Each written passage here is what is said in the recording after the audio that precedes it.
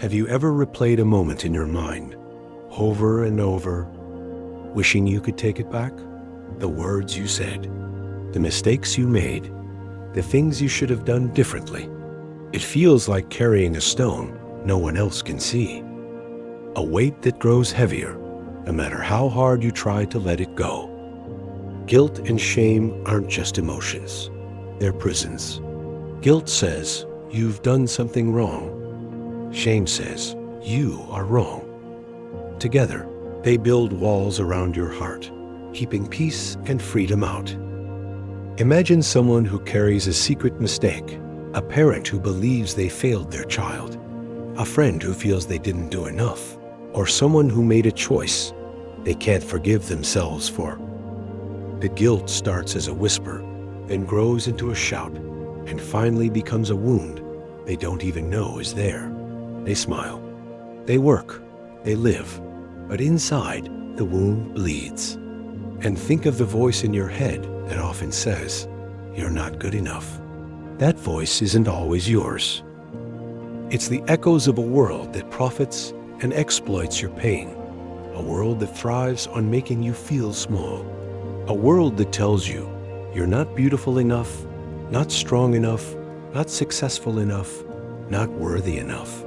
Every advertisement, every impossible standard, every comparison is designed to remind you of what you lack. Some people use guilt to control you, framing your actions as selfish or harmful to make you doubt your choices, convincing you that your value depends on what you do for others, how much you sacrifice, or how well you conform. That negative voice convincing you that your worth depends on what you achieve, how you look, or the approval of others. It works because as long as you believe you're broken, you can be controlled by a person, by a system, or by a belief that says you're not enough. But here's the truth. You are not broken. You never were. You are human, and being human means making mistakes, growing, and learning.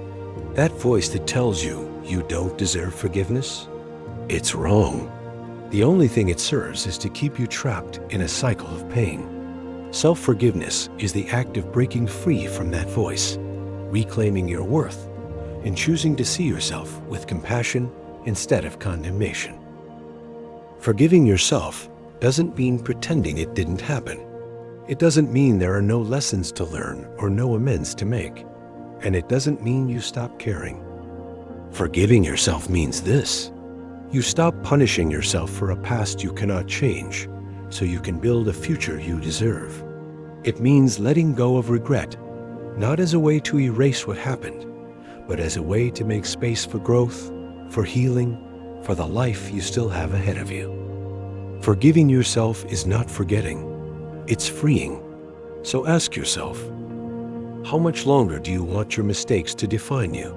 How much longer will you let guilt and shame hold you back from the life you deserve? The question isn't whether you're worthy of forgiveness. The question is, are you ready to believe that you are? Are you ready to forgive yourself?